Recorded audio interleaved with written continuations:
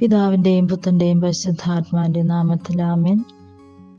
വിശുദ്ധ ലൂക്കാ എഴുതിയ സുവിശേഷം 1-ാം അധ്യായം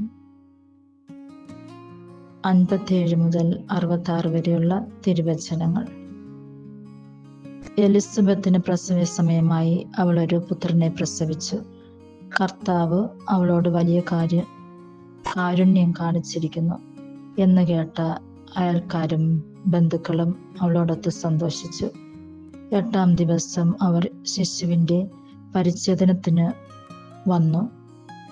പിതാവിൻ്റെ പേരനുസരിച്ച് സക്കറിയ എന്ന് അവന് പേര് നൽകാൻ അവർ ആഗ്രഹിച്ചു. എന്നാൽ ശിശുവിൻ്റെ അമ്മ അവരോട് പറഞ്ഞു, അങ്ങനെയല്ല, അവൻ യോഹന്നാൻ എന്ന് വിളിക്കപ്പെടണം.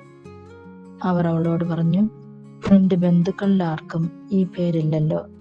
ശിശുവിന് എന്ത് പേര് നൽകാനാണ് ആഗ്രഹിക്കുന്നതെന്ന് അവൻ്റെ പിതാവിനോട് അവർ ആംഗ്യം കാണിച്ച് ചോദിച്ചു. അവനൊരു എഴുത്തുപലക വരുത്തി അതിൽ എഴുതി, യോഹന്നാൻ എന്നാണ് അവൻ്റെ പേര്. എല്ലാവരും അത്ഭുതപ്പെട്ടു. തൽക്ഷണം അവൻ്റെ വാ തുറക്കപ്പെട്ടു, നാവ് സ്വതന്ത്രമായി. അവൻ ദൈവത്തെ വാഴ്ത്തിക്കൊണ്ട് സംസാരിക്കാൻ തുടങ്ങി. അയൽക്കാർക്കെല്ലാം ഭയമുണ്ടായിരുന്നു. ഈ വചനഭാഗത്തിലൂടെ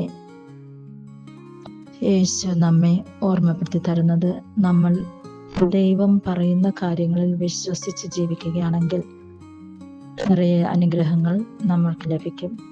അത് അവിശ്വസിക്കുകയാണെങ്കിൽ നമ്മൾക്ക് ദൈവം അത് ഉണർത്തി തരികയും ചെയ്യും. യോഹന്നാന്റെ ജനനം മറ്റുള്ളവർക്കും സമൂഹത്തിനും ഭവനത്തിനൊക്കെയും സന്തോഷം നൽകി. യോഹന്നാൻ യേശുവിനെ ഈ ലോകത്തിൽ പരിചയപ്പെടുത്തി കൊടുക്കുവാനായിട്ട് യേശു ജനിക്കുന്നതിന് മുമ്പേ യോഹന്നാനെ ദൈവം അയച്ചു.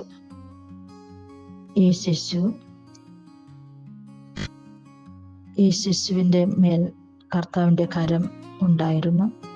ശിശു വളരുകയും ചെയ്തു, ആത്മാവിൽ ശക്തിപ്പെട്ടു.